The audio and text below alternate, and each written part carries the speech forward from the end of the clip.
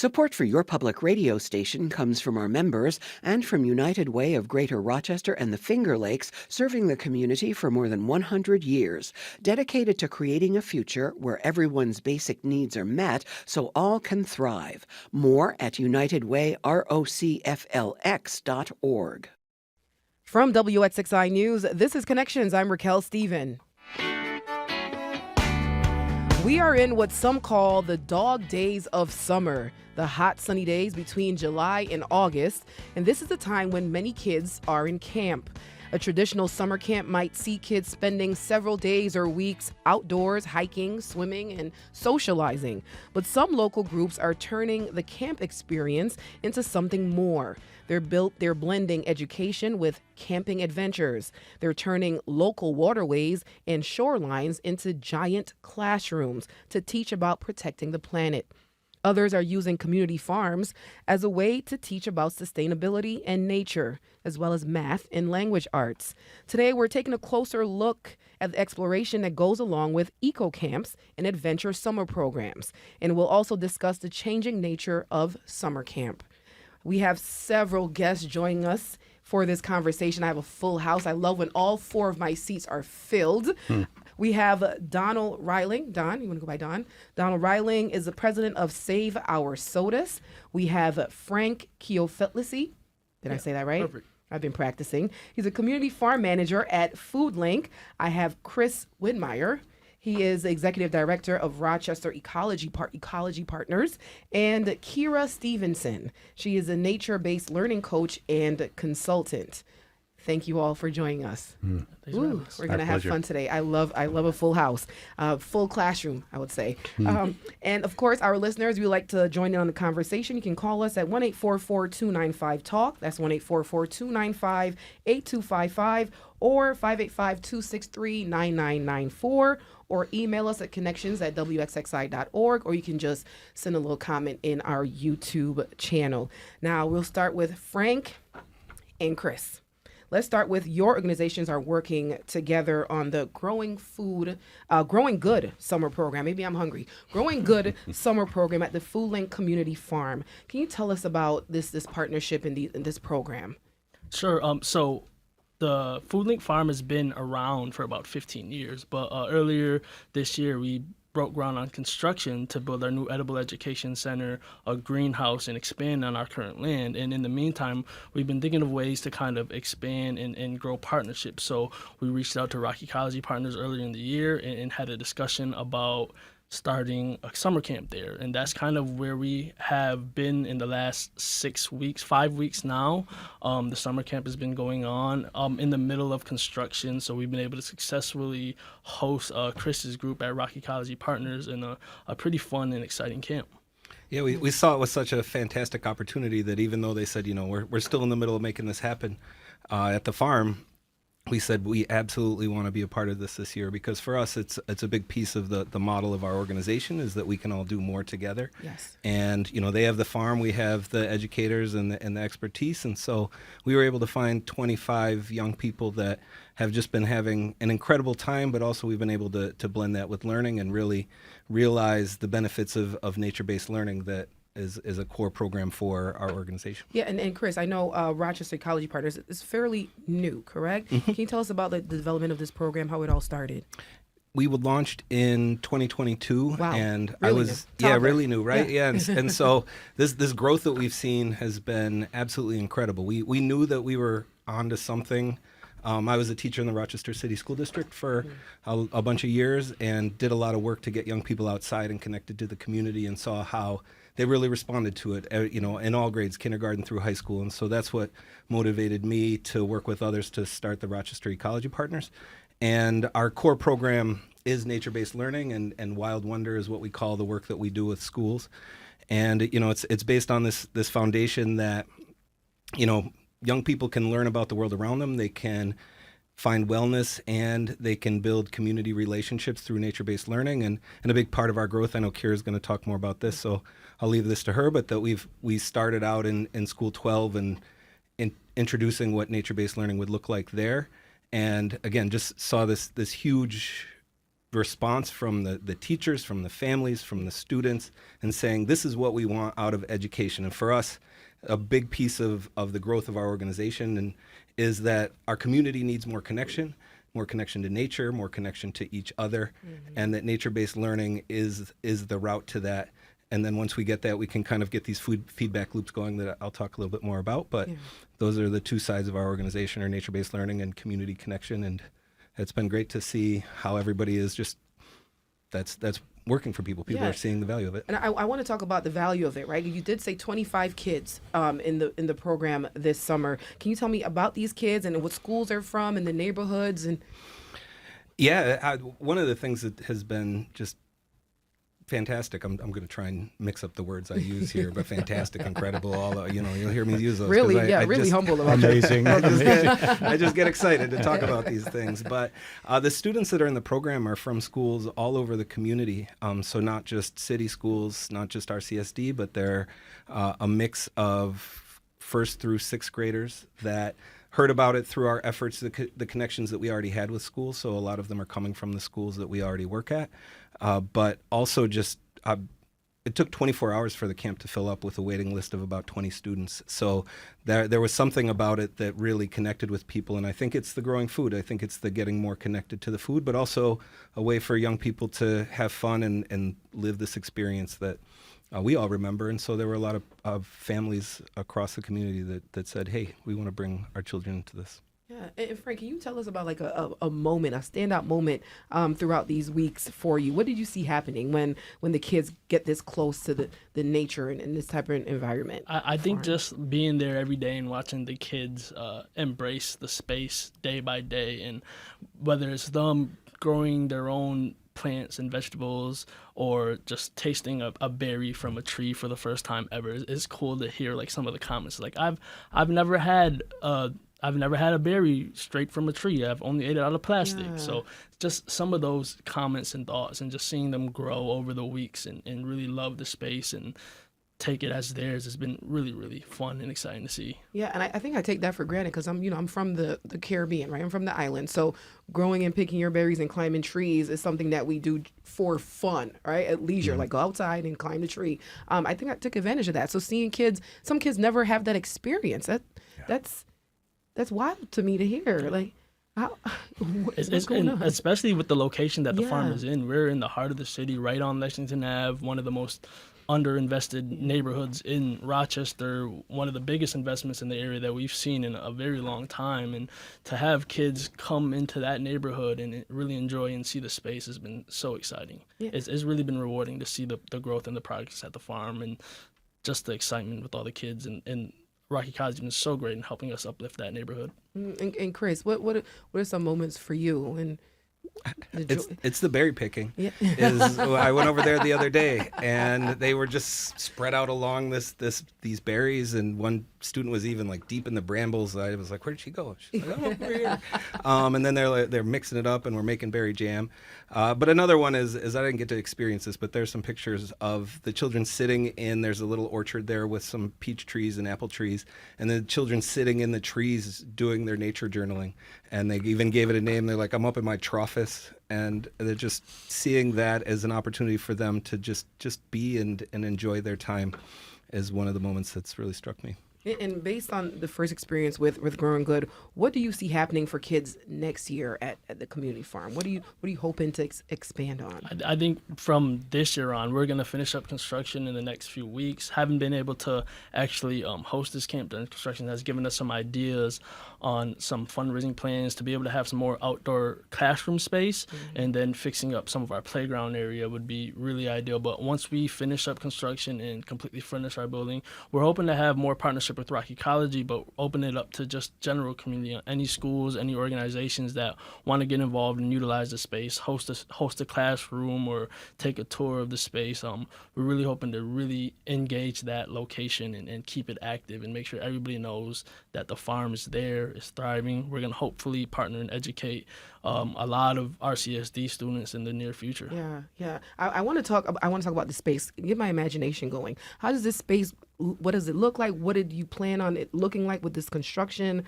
So in the past 15 years, we've had raised beds in the ground, makeshift off of donations, some donated Wegmans Cambros that we've used for the last 10 plus years. But this year, with construction, we've built 160 brand new wood garden beds with the help of volunteers, lined them up. We have a really cool stop motion video of us actually building the beds. So we have 160 brand new beds that doubled our growing space. So instead of able to grow 10,000, we're able to grow somewhere between 15 to 20,000 pounds of food a year. We have a new edible education center with a full demonstration kitchen. We'll be able to do nutrition outreach and nutrition education at that location. A 30 by 60 greenhouse that we're going to hopefully be able to help use grow starter plants throughout the year for different community organizations and different community gardens. An orchard located in the back, a brand new parking lot, because one of the situations that we've dealt with in the past trying to get schools there is that transportation isn't allowed if there's not an actual drop-off location for buses to drive through. So that's something we wanted to check off and make sure we accommodated for the future. And it's really hard to describe it. I know just by telling you, when you see it, if you see it in person, you'll be amazed. And just like, this is a lot more than you've probably been able to describe. Yeah, a bunch of overachievers at Food Link. That's what I'm hearing. Now, as far as Chris, for Rock Ecology, how are you planning to utilize this space? Mm-hmm. Yeah. Well, you can see after Frank's description how we jumped at the chance to work with them. Food Link has made an incredible education center there. And one of the initiatives we're working on right now with Food Link in the Rochester City School District is to get every third grader to the farm and to the Edible Education Center for a field study throughout this coming school year. And so the City School District has put some resources into that, and we're working with some community partners to find more resources to make that happen. But we have a model where we have these field studies where there are educational experiences that they have that are aligned with the curriculum, whether it's science curriculum or ELA curriculum. And so we're building out those plans. This summer has been a great chance for us to develop our curriculum for the farm. So we'll be able to bring classes in there and not only have them just experience it, and again, that joy that comes from, pulling a tomato off of a vine or something like that, that they'll also, the teachers will be able to see how they're meeting their educational goals by having students there and in ways that aren't possible in a classroom, and ways that, I personally think are a lot more powerful. And there's a lot of evidence too that they're a lot more meaningful and powerful to have these experiences in real life than to read a book about a tomato. Yeah, we're definitely going to explore that point that you just made, Chris. But I want to talk to Don, right, about Save Our SOTUS. What is Save Our SOTUS?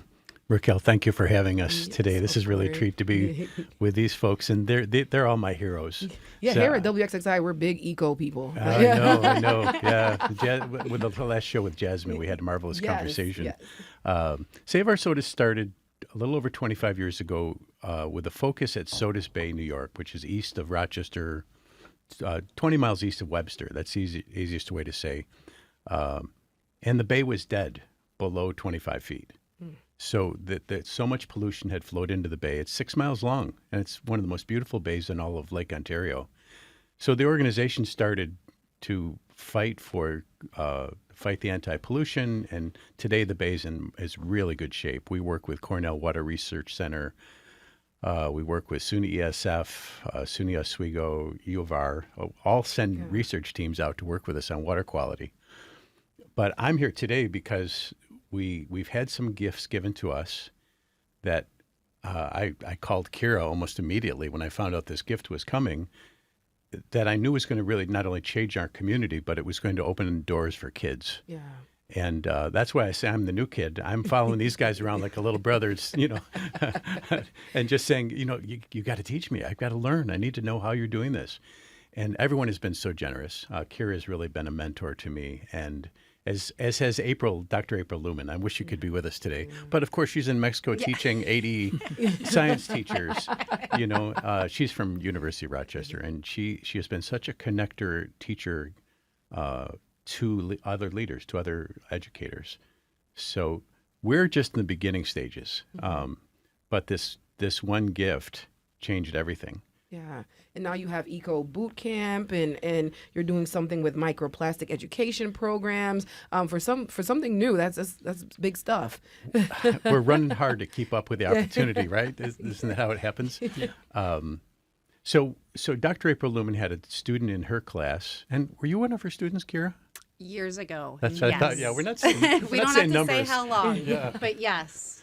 But one of her students was Dr. Ellen Lloyd, who was, I think, principal at Soda School, and then ended up as the superintendent of the Marion School District, which is one of our 11 rural school districts in Wayne County.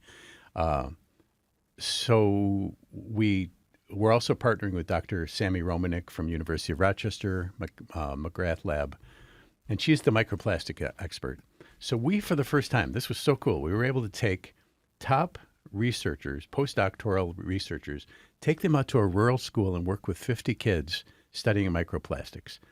But it was not lecture. It was just like the guys are talking about with the farm. The kids dissected fish. They sifted sand. They did water sampling. At the end of the program, it was a 2-week program, we discovered that there were microplastics found in every single fish that we pulled out of the bay. There was also microplastics in every single scoop that we checked at the beach. And so the beauty of this is, and this is what excites me, these same kids are writing for a national education journal. They'll be published in 8th grade and 12th grade. They're going to be published nationally as microplastics researchers. Wow. So we're looking for a way not only to impact the kids' lives, but to boost the academic opportunity for these superintendents. And they're amazing people.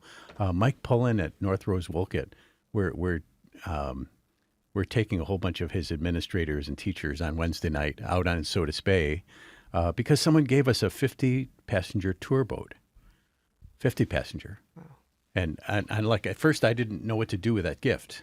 Like it actually scared me a little bit. The donor called me and he said, "I like your idea of eco tours and working with kids. So, I'd like to buy a boat." And I was thinking like a nice little pontoon boat, 10, 12 people. And right. And so, but as we're talking in the conversation, I'm realizing, he's like giving me something as big as a farm, And so at a certain point I said, "Well, how many people?" And he said, 50. I want 50 people to be able to sit at tables and chairs and go out in the water. And then, and then I started getting like shaky. And I said, finally got up my courage and I said, "How much are we spending? What's in our budget?" And he said, "Well, I don't want to go over $1 million, but we can if we have to." So he gave me instructions, find a boat like the Rose Loomis. It was a historic boat that had been in the bay 30 years ago.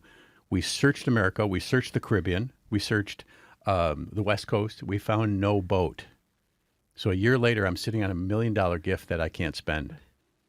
And then one of my board members raised her hand at the January meeting, and she said, "Why are we not looking at the original Rose Loomis that had been on the bay?" And it had been through a $450,000 restoration. And a couple of weeks later, she was on this 55-foot boat was on a truck headed from Appleton, Wisconsin, back to Sodus Bay. Wow. So that's our gift. And, Yeah. and I said to the community, this wasn't given to save our Sodus. This was given to all of us. Yeah. And so right away, I called Kira and said, "Help me, help." Kira is saving. You're the savior here, right, Kira? Oh, boy. Because you're working with all 3 of these organizations to develop programming. Can you tell us about what it takes and what goes into developing these programs for the kids and working with these organizations? Well, I think, first of all, thank you for having me. And it was interesting to get the email and see everybody's names because I'm connected with everybody here. And so when you ask, what does it take? And it takes community connection, right? Chris and I have been working together for 6 years, I think now, pre-pandemic. And it really started with a conversation about what if, and what if this imagination of what if we could get all kids connected with nature, and what does that look like, and how do we do it, and the impact of that. And Frank and I just spent the last year working with our first graders at School 12, learning about growing their own food, putting gardens to bed and waking gardens up. And we had the pleasure of also having Farmer John, a.k.a. the professional grandfather, come into School 12 and work with our students every 3 weeks throughout pretty much until they got pretty busy in the growing season. And then Don and I were connected with April Lumen. April had asked me to come out and do a nature connection kind of workshop with college or pre-service teachers, and Don happened to be there and kind of worked through the workshop as well, and then we were connected. So it takes vision. It takes a little bit of risk, which I believe in for all kids. Yeah. You know, there's benefits that come out of climbing those trees, right? I'm a big fan of climbing trees and climbing things and playing and Going on water trips. right. How All of scary. those things that, you know, we had or I had the privilege and the benefit of growing up that way, and the impact that it had on me personally, and how I raise my children now and my family, and where we go for respite and relaxation and connection. And personally too, you know, I've had my own experiences in life where nature has been a huge part of my healing process. So when you ask how it is, it's really about connection and getting the right people who see the power behind our kids being able to engage with nature and natural spaces. And you know, it's not equitable for all currently. We know that communities do not have access, and there's so many barriers that are in the way for this, and it's crucial right now for holistic wealth, for academic growth, in all of our communities, that this is something that we put all of our energy into and come together around. Yeah. So this is kind of a beautiful table to be sitting at, really, for me. Oh, thank you. You're welcome. Yeah. So Kira, and I guess it's open to all of you. How do you balance outdoor learning with academics like math and science, and how are we creating that balance? It's my favorite one. Raquel, could I go back to the last thing that Kira said? Because this is really triggering, you know, amazing stuff for us. First of all, Dr. April told us that the kids, you'd think that rural kids would have more access to farms. Yes. Right? They don't. They don't. And so April told us 2 years ago, Dr. April said that she brought kids down to the water from one of our rural school districts a couple of miles inland. 1 out of 2 kids had never seen Lake Ontario. They had never. These kids are standing there in wonder, and they had 2 questions. This is quoting April. The first one is, what is that? They have no comprehension of that much water. And then their second question is, who does it belong to? And so we've been teaching the Native American principles. Well, of course it belongs to you. This is yours. This is we are all stewarding this together.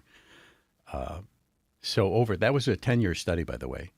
And then as I met Kira, just to brag about her a little bit, because I'm so grateful. She's given so generously to us.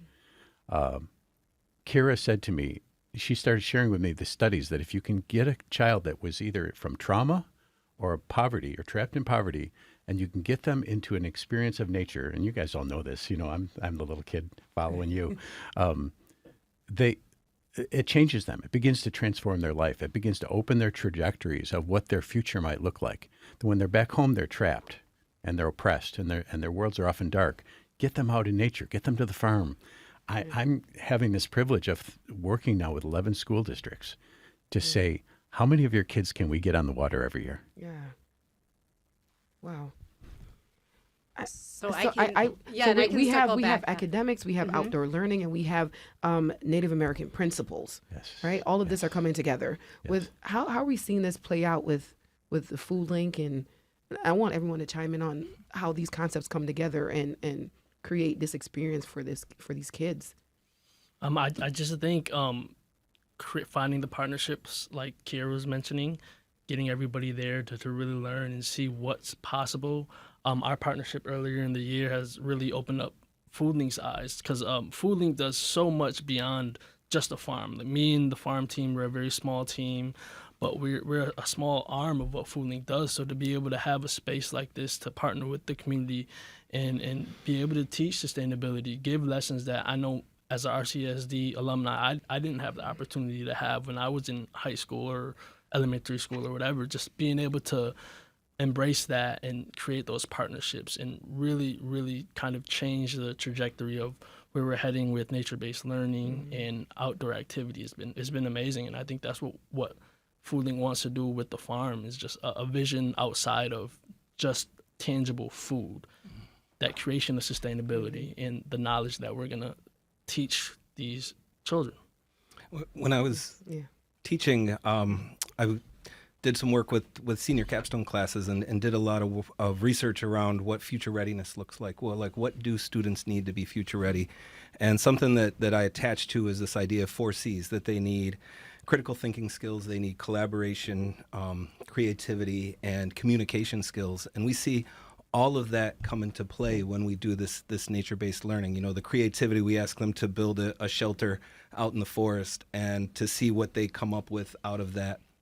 And the collaboration, I think back to the program we have this summer, but we see it in classrooms all the time. But with this summer, we brought students together from all across the community that may not have that opportunity to get together. And so they're learning how to work together. They're learning how to make jam together. They're learning how to, do these small projects that they have. And so, that's a really important piece for our community, but also individuals, is to be able to have these skills where we can imagine something new and different, like imagining a farm like that on Lexington Avenue is something that Foodlink was able to do and make it happen, right? And imagining that there would be a boat that would fit 50 young people to go out and see what's going on Lake Ontario is huge, because what we also really see and how this benefits the academics is that young people don't have the experiences to attach the academics to. So you're trying to read and you're reading about a lake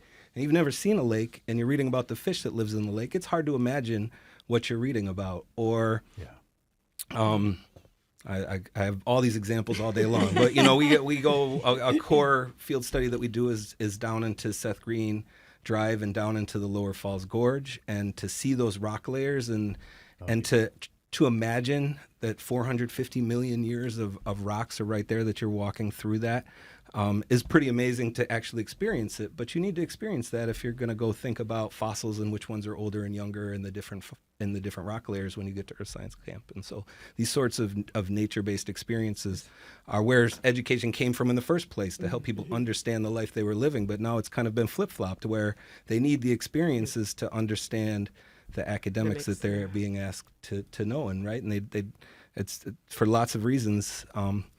Like Kira said, we just need to really focus as much attention as we can, because this is essential. It's not a nice thing, it's not like, oh, it's really fun if kids get to go outside. Like, it is essential to their healthy development, and it's essential to the healthy development of our communities. And so that's why we're all so passionate about it. Ooh.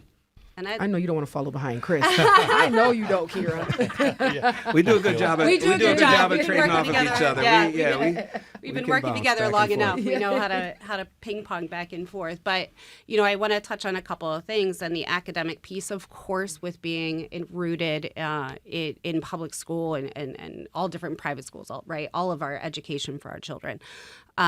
My road to nature-based learning really came from, as a science teacher, seeing a disconnect that my high school students were having to some really basic concepts and understanding and processes of our natural world.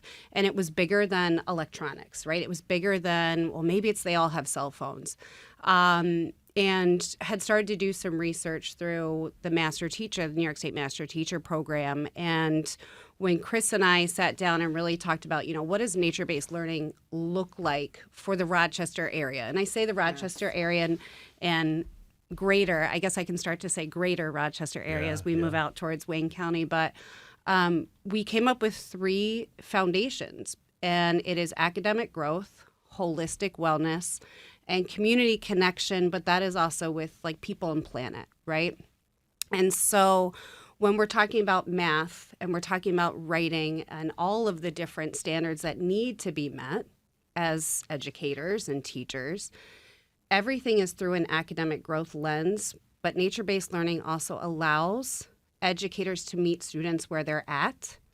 And the goal is that every student has an opportunity to show growth. And one of the results we've seen after we've just finished year 3 of nature-based learning at school number 12 is we have 100% engagement. And we also have 100% engagement in nature journaling and writing. And that is with all of our children.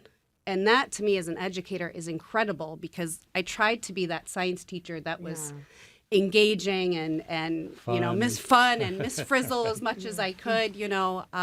But there were always boundaries to engagement for kids, right? Because of what they bring with them. And we know that when students have the freedom to make some choice and to experience different things in terms of the holistic wellness, moving their bodies, breathing fresh air, getting sunshine, visually or sensory taking in information, it is such a better way for them to learn. And then the community connection piece, you know, how we talk about nature. And instead of us being a human top-down species, right, it's taking those indigenous practices, and I am by no means an expert on speaking to this. I am definitely still learning. But instead of a tree being an it's a living being. So teaching and using language with students that all of these things are living beings that we are all a part of. Yeah.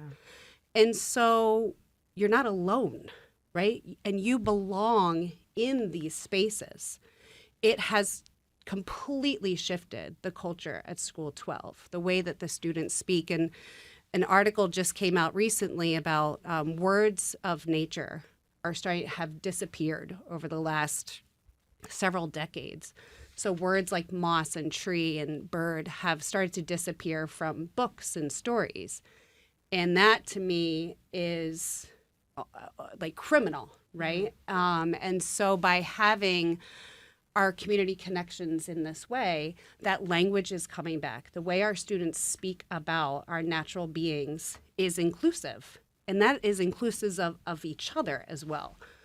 So, you know, to me, when we talk about the impact of nature-based learning, this is not just a frill. This is not just a nice to have. This is a right for all of our children. Yeah. And when each of you talk about this nature-based learning, for me, what comes to mind is like, wow, only 25 kids. It feels like all kids need to experience this, right? What are we expanding these programs? How can we I think we should just move all classrooms outside, right? Right. Am I speaking your language, Kira? Yes, absolutely. Why only 25? Like, it's heartbreaking to me to know that only 25 kids through the summer get to experience this. Well, this was a pilot program this year, right, for you guys. Yes, and what our goal is scale, and there are a couple of different approaches to that. So with our organization, we, in the last school year, provided 8,100 nature-based learning experiences to children across Monroe County. 8,000. 8,000. Thank you so much. Right, and that is, it's hard for us to come up with a number of students because a lot of students do things with us 2-3 times. They get outside 2-3 times. So that represents about 3,500 students that have gotten outside with us in this last year, and so we're working as hard as we can to, you know. And, go ahead and shut me up, Chris. No. But I ask that same question everywhere we go. And the other part of our approach at Rochester Ecology Partners is this idea of integration, and that we're not trying to do it all ourselves, right? There's this whole infrastructure of schools and education that we can shift to be more connected to nature, and their community organizations like FoodLink and Save Our SOTUS that want to partner with the education system to provide these experiences for young people, so that there are thousands going to the FoodLink farm, that there are thousands of children who get to go out on that boat. And what we really need to do is to get our whole community to acknowledge and support and shift the resources. That's the other part of, we live in a community of huge abundance. There are abundant natural resources, there are abundant financial resources, there are abundant social resources, and we just need to move those resources into the direction of what works. And so that's where we're always trying to elevate the research behind all of this. There's a whole national body of research about how nature-based learning, getting outside. I mean, even just seeing trees in a classroom. There's research that said that students do better when they can see a tree from their classroom window. Amazing. And so getting that research out there, but then also showing this pathway that happens when it starts with a kindergartner getting outside to play.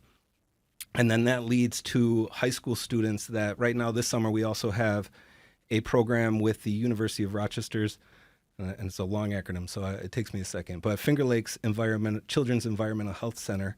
They're environmental health ambassadors. There are 12 high school students that have been hired through the Summer of Opportunity, and we've partnered with the U of R, and they've been doing research into environmental health. And this Thursday at the public market from 10 to 12, they will be displaying their research, their community research around that. And so really everybody understanding where these pathways are and their role in supporting that pathway, so that then once those high school students graduate, if they want to become educators with us, that's an ideal situation, because but they don't need to be. They can be city council people, they can be lawyers, they can be accountants or whatever, but even just as parents, be able to speak up and say, and that's where we're finding a lot of the support is the parents speaking up and saying, we'll go do workshops with teachers, and they say, yeah, this is fine for my classroom, but I also want my child to have these experiences. How do we make that happen? And so those are some of my answers of yes, everybody, Yes. as quickly as we possibly can. It really is the route. Yeah, let's go outside. Right, We- right. you know, And that's, Raquel, a lot this go ahead. summer. I've been doing professional development with educators as well, and trying, one of the main things that I focus on is having educators connect themselves.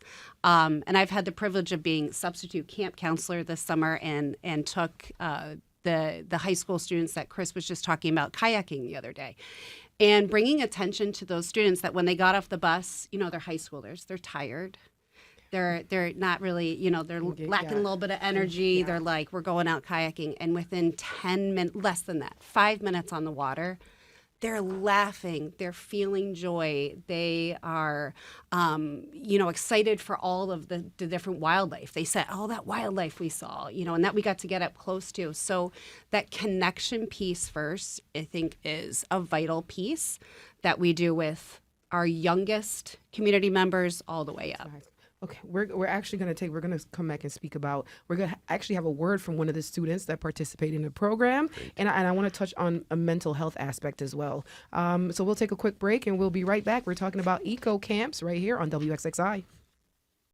Support for your public radio station comes from our members and from Mary Cariola Center, supporting residents to become active members of the community, from developing life skills to gaining independence. Mary Cariola Center, transforming lives of people with disabilities. More online at marycariola.org. And we're back with Connections on WXXI. We've been discussing how summer programs in our region are trying to connect kids with nature and teaching about the natural world and conservation. And we do have a clip from Ramona Gilmore. She's a second grader, and it's a soundbite from the Growing Good summer program. Do you know Ramona? Yeah, I see those smiles. She's one of the participants. Our reporter, Jeremy Mole, spoke with Ramona last week at the camp, and she says she enjoyed learning about plants and pollination. She also really likes the games they play, such as one where the children act out pollination using beads and cups. Oh, we got to talk about that. You got my mind racing. Let's hear what Ramona Gilmore had to say. That's really fun. That's the best thing about camp. It's really, really, really, really, really fun. Really, really, really. I felt that, and it just touched my heart. Then her voice is so cute. Oh, gosh. So let's talk about Ramona Gilmore and this pollination and kids like her having really, really, really, really fun times at the Growing Good summer program. So it's cool to hear that clip because they have been doing so. Every week the camp does a different theme, and last week happened to be our pollinators theme. So I was able to observe them participating in different pollinator games, like the one you mentioned. But on top of that, midweek last week we were able to use some of Food Link's kid bee suits that we actually had. So we were able to actually allow the students get into bee suits and harvest honey in the actual bee boxes with our staff. So all the kids got in suits protected from the bees, pulled out some frames. They were able to eat and taste honey straight from a bee box with the wax on it. Wow. So it kind of did a full circle. You learned about pollinators. You see pollinators every day. They know what they do, the ins and outs of what pollinators are good for. And then they were able to actually go and experience that on their own. And it was really cool to see how fun and how brave the students actually are. Yeah, Don, it's beating your boat. Now, I want to talk about why is this so important for, I don't know if Donnie want to chime in, why is it so important for kids to experience this at such a young age? You know, one of the things I guess I would insert here is that when we were beginning our process, the first person we called was Chris. And he spent an hour and a half on the phone with our team and started pointing us in directions. There's a community behind all this, Raquel, who are so generous and so kind. And they sort of draw you in, they adopt you as family. They make you part of their own. And suddenly you have access to their knowledge and their skills and sometimes resources that they could use for themselves, they share with others. So we're following that same model in Wayne County. For example, I'm being really careful because the boat is bringing a lot of excitement to the community. But I keep saying, SOS didn't go get this. SOS was given this. And by the way, the real heroes in our community are Jay Roskup in the Community Schools program, you know, and working with all the different schools throughout the district. And so we've got to be careful. It doesn't make us the star of the show. We're not. But our job is to be there to serve and to help. So I just wanted to put that in because the folks like this, they deserve somebody to like go knock on their door, hug them, and thank them, you know, for all that they do. And you know, I had to just mention, you know, the mental health aspect of it all, right? Because we're speaking about nature and all the positive things that you're doing with connecting to academics. But when it comes to mental health, you know, mental health has become such a trending, a crisis. Are we thinking about mental health at all when we're exploring these programs? Yes. 100%. That is inclusive of our holistic wellness foundation is where that comes from. And you see the evidence of it. We kind of borrowed a term from a friend of ours at Urban Ecology Centers in Milwaukee, and we call it radical joy because joy is continuous, right? Happiness can be fleeting. And we were seeing these things in all of our children at School 12. And joy kept coming up, but it wasn't big enough. It's that I'm so happy, right? Really. Right. And so where does that radical joy come from? And it comes from that connection of nature that decreases anxiety, helps with depression, is a combatant for loneliness, right? You may be in a room full of people and be incredibly lonely, but if you are able to connect with a bird and a tree, you know, trees are, it's amazing to see kids really become guardians of their trees, right? And so, and then just even how your brain responds to being in fresh air and blue skies and hearing sounds of nature, right? That's genetically, that's how we're supposed to be. And so mental health, we cannot discount the impact that has as well. And there's a ton of research too that supports that as well. Absolutely. Doesn't it, like, I think you told me it affects blood pressure and respiration rates all change in nature. Yeah. And is there research that points to like academic success? Like when the school year starts, right? The research that shows that kids do better academically when they experience these this during the summertime when they go back to school. Yeah, the Children in Nature Network is a national organization, and they have a whole research arm that is gathering up all of the research around this. And we've done some research of our own, too, to digest it. And, yes, I mean, one of the biggest things that can happen is attendance goes up. You have to be at school to learn. And so when students know they're going to have something that's engaging and brings them joy and makes them feel free, they want to come to school. And then there's also the engagement. It has once you're engaged, then you can start to learn. But there is a growing body of evidence nationally, but then even locally, we're working with different folks within the universities at the U of R and SUNY Brockport to do research into the work that we are doing here. And April Lumen is another great connection to what it means to do inquiry-based learning. And I think that that's also another piece where we're bringing in all of these pedagogical approaches that people know work, but are really hard to do in a traditional classroom. It's really hard to do projects if you're trying to get everybody to sit in a row and be quiet for 45 minutes. Yeah. Raquel, I had an individual story of this that really impacted me like Yes. 2 years ago when I was first meeting Chris and Kira.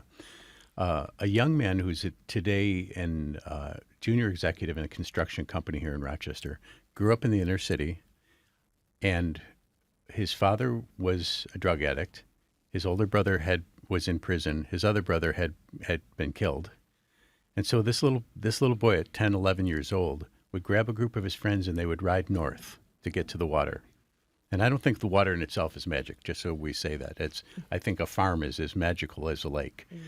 But this was their opportunity. So they rode their BMX bikes, however many miles that is, up to Charlotte. They did that every single day all summer long. And I said to him, so where do you live now? And he said, I live on the water up in Greece. And I said, well, what was the in-between story? And he said, going to the water saved my life. Yeah. And I said, Wow. and so that's the mental health factor we're looking for, right? We want to give them a sense that their life could be bigger, that there's greater opportunity, that you're not stuck. And I think they experience love with their radical joy, somehow with the community and so on. It's so much fun to be a part of this. Yeah. I don't know if anyone else wants to share any stories, or maybe your personal stories. Did you go to camp when you were younger? I know, Kira, your pipeline, you went through this. You were a student of this. Were you at nature camp, and what type of camps were you at, and how did that influence your upbringing and your take on life and your experience academically?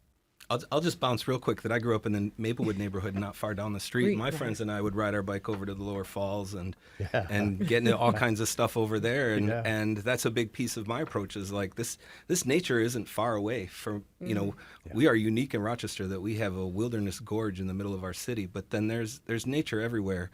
And I was lucky enough to be a Boy Scout and have a family that took me out camping and things like that. Yeah. But it's that for me that it's recreating that exploration, that discovery, and students, young people don't have the freedom that they used to have. Even just that piece of like being allowed to ride my bike. My parents didn't know I was down by the gorge all the time, but being able to ride my bike wherever, right? Ride my bike wherever I felt, then led me to new and interesting things, and again imagining something different as just part of everyday life. And so I think that was an important piece for me.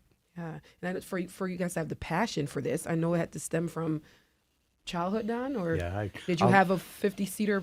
No. We had a little junky The boat little 5-seater. that kept trying to sink. But I had a flashback when Chris was talking of Boy Scouts, and I'll never forget. I must have been 8, 10 years old, waking up in the woods in a tent for the first time in my life, and hearing the wind through the trees. It was a little cool, and I lay there as a child, feeling a sense of wonder, like this is the most amazing experience ever, and it brought me back after that. I don't know how you guys feel, but something tells me that if we can even sometimes get them one experience, it's worth it. Yeah. It will lead to others. It'll lead to hunger, and I can kind of jump on that in terms of that sense of wonder. And so for me, yes, there were periods of my life throughout that were really connected with nature. But I think that, my experience is my own experience, right? And very unique and a very different time than it is now. And so it doesn't have to be that big, doesn't have to be that same experience, right? But that having that time to have freedom and wonder and discovery. And it doesn't have to be, on a big boat or a camping trip. It can honestly be watching a bee on a flower or noticing that the air smells or feels different on that first snow. And when we were talking to you a little bit about the research, and we're looking at our youngest youth in the city and play, right? And where has that play gone? Yeah. And what we need to do in terms of change is we need to be able to have a community that is rallying around kids playing. And that it is okay to climb trees, and it is okay to go to the lower gorge. And how do we make these spaces too accessible for all and safe for all, and kids riding on their bikes where they can be safe riding their bikes? And so to me, it's really about even those small, intimate moments that kids can have with each other and our community and our natural spaces that then can grow from there. And that's really, it's not hard, and people are like, well, how do we do this? And we're doing it at School 12 with 800 students, and all 800 students get nature-based learning. But I jokingly, but not jokingly, say, open the door. Let's just start there. I know Frank, Don called farms magical, right? Do you have, in your childhood, did you perceive, you do a lot of farming, were farms magical for you? So growing up, no, I was actually I was an Edgerton Rec Center kid. So the rec center is about as close to as a camp or farming or anything I really was able to do. But that kind of has been an inspiration for what we want to do at the Food Link Farm over the next year anyways. Is with camp winding down, with Rock Ecology Partners having their last day of camp this Friday, we're probably going to start right back up next week. We've had City of Rochester Rec Centers potentially hosting a couple summer day camps before the end of summer this year. So just using the farm for that space and continuing to build that for us. Ooh, I felt like I had some nature-based learning today. I want to thank my guests for stopping by: Donald Reiling, Frank Kiofetlasi. I was doing great. Chris Widmeyer and Kira Stevenson. Thank you so much for sharing your knowledge about nature-based learning with us here at WXXI. Thank you. Thank you.